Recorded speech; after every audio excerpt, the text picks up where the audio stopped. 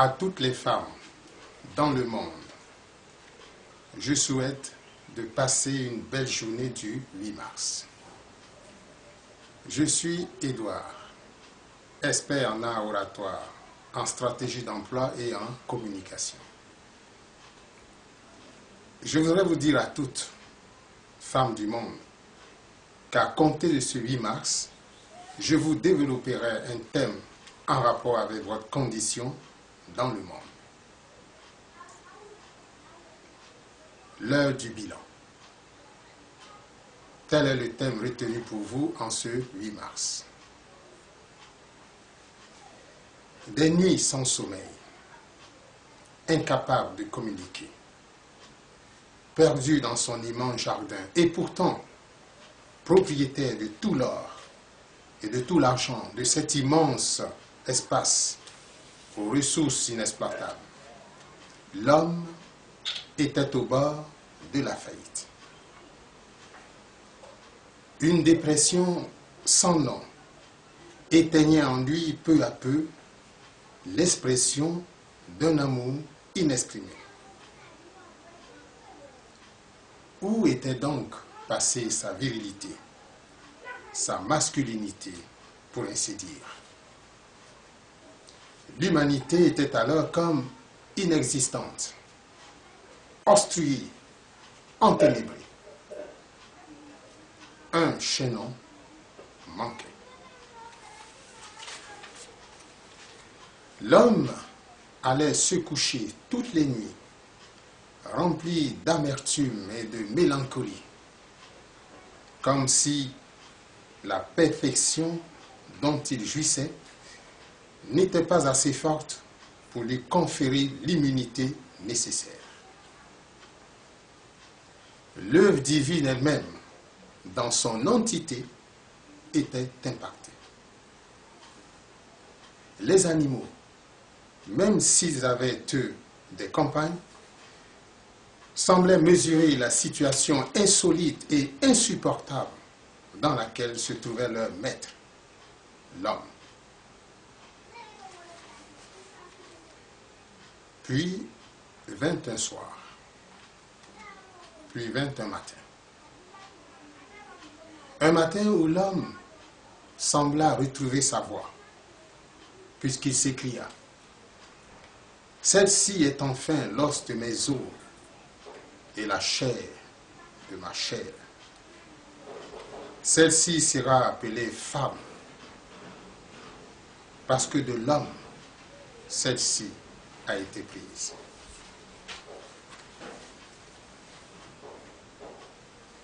L'homme donnait ainsi à la créature qui venait de voir le jour le nom femme. Si la femme est de l'homme, quel est donc ce père qui battrait sa fille adulte, qui la violerait, qui la mettrait hors de son foyer, dans un monde lugubre? La création de la femme constitua le chaînon manquant. La marche de l'humanité pouvait alors commencer. L'œuvre divine à l'endroit de l'humanité venait d'être parachevée. Désormais, le pouvoir de créer, pour ainsi dire, était remis à la femme. Le Créateur faisait ainsi de la femme une espèce de Dieu créateur pour poursuivre l'œuvre qu'il avait commencée. La position de chef conférée à l'homme prenait alors tout son sens. La femme combla le vide consécutif au célibat. L'homme avait désormais un genou et une épaule sur lesquels pleurer lorsqu'il serait assailli par les problèmes. Il pouvait désormais compter sur quelqu'un pour réparer les éventuels dégâts qu'il causerait.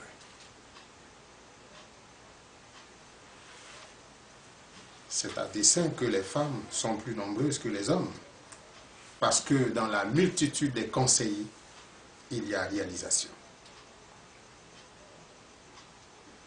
Les discours vides qui attentent à la dignité des femmes n'honorent pas ceux qui les tiennent. Nous devons bannir l'esprit étroit et rétrograde, signe d'immaturité pour ceux qui les manifestent. L'homme a contribué à l'existence de la femme en tant que créature. La femme, comme pour lui rendre la monnaie de sa pièce, donne naissance à l'homme. C'est en cela que nous parlons d'égalité entre hommes et femmes. Ils sont égaux en ce qu'ils jouent le même rôle divin dans la stabilité de l'humanité. Ils sont égaux parce que la femme n'est pas sans l'homme et que l'homme n'est pas sans la femme. Ils sont égaux parce qu'ils constituent tous les deux le noyau de la famille, laquelle est la cellule de base de la société humaine. Ils sont égaux parce que, ayant les mêmes droits à l'égard des enfants,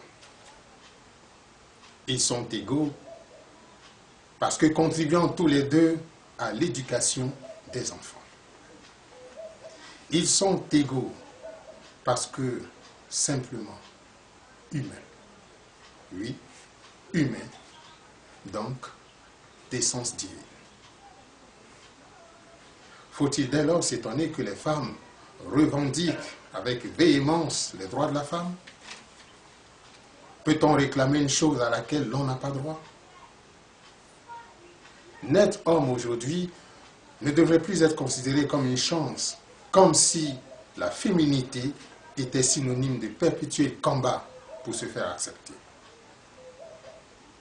La capacité d'un homme à comprendre et à soutenir la femme le rend grand et contribue à l'épanouissement de la femme.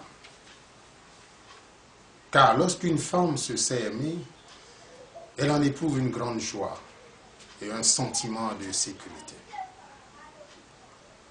Femmes du monde, vous avez une place si importante dans la société que le fait de remettre en cause vos droits serait presque blasphématoire.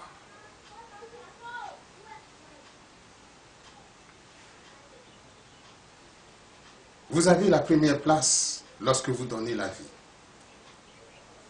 Vous le faites avec une telle adresse que pendant 9 mois, vous supportez avec patience les contraintes liées à la grossesse. Puis vient l'accouchement, une autre épreuve dans laquelle il vous arrive d'y laisser votre propre vie. Ensuite, l'allaitement. Vous seul avez le lait qui contient les substances nécessaires à la protection des nouveau-nés. L'évolution scientifique avec l'avènement des bébés éprouvettes n'a fait que montrer l'incapacité des humains à remplacer la femme. La femme est la femme. Elle restera la femme, celle qu'il est impossible de remplacer. Imaginons alors dans ce seul cas une grève de toutes les femmes à travers le monde, refusant de tomber enceinte et de donner naissance pendant 5 ans. L'humanité perdrait 25% de sa population. Imaginons la grève sur 10 ans. 75% de la population mondiale disparaîtrait. Sur 40 ans, la race humaine aura purement et simplement disparu 2 fois.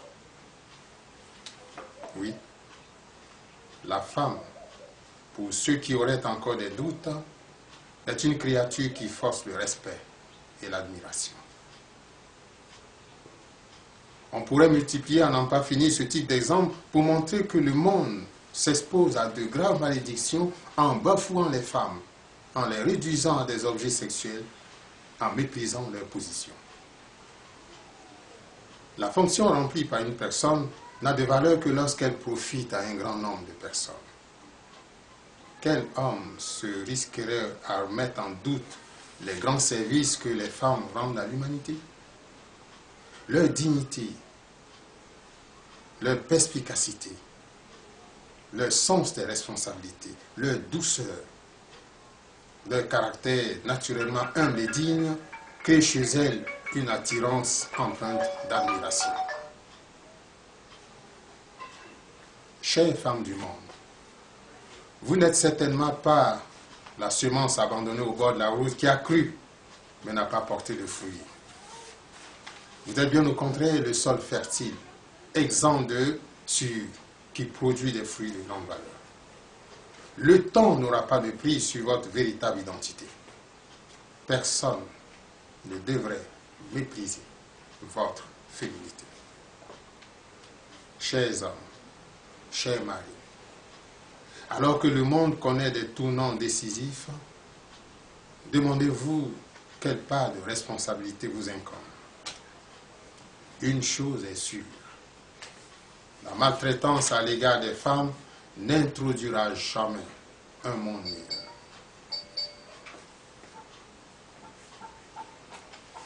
La Terre a été conçue pour réparer les dégâts qu'elle pourrait subir. Elle n'est donc pas rancunière. Ainsi en est-il des femmes. Elles ne sont pas rancunières. Elles pourraient pardonner à l'humanité les injustices qu'elles subissent à condition que celles-ci cessent.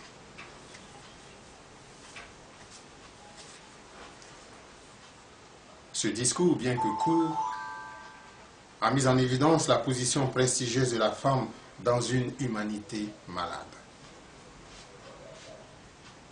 En dépit de sa position prestigieuse, la femme reste un être sensible et fragile qui mérite une grande attention. Soyez de ceux qui comprennent cela et qui travaillent à rétablir la dignité de la femme, à respecter ses droits, mieux, à les faire valoir. L'humanité se portera mieux. Celles qui désirent avoir l'intégralité de ce discours peuvent écrire à l'adresse ci-dessous. Vous pouvez également suivre très bientôt sur les grandes chaînes de télévision la série On apprécie de bons voisins, dont je suis l'acteur principal. Une série qui mettra en lumière des questions simples à des problèmes quotidiens, voilà, j'allais dire, auxquels nous avons certainement des solutions, mais dont nous avons jusque-là sous-estimé l'efficacité. Merci de votre attention et à nouveau, bonne fête du 8 mars. Je suis Laliana, l'une des actrices principales de la prochaine série télévisée On apprécie de bons voisins. Je vous présente les autres acteurs. L'acteur principal, Edouard, Jeannette et Nathan. À très bientôt sur YouTube et sur les grandes chaînes de diffusion.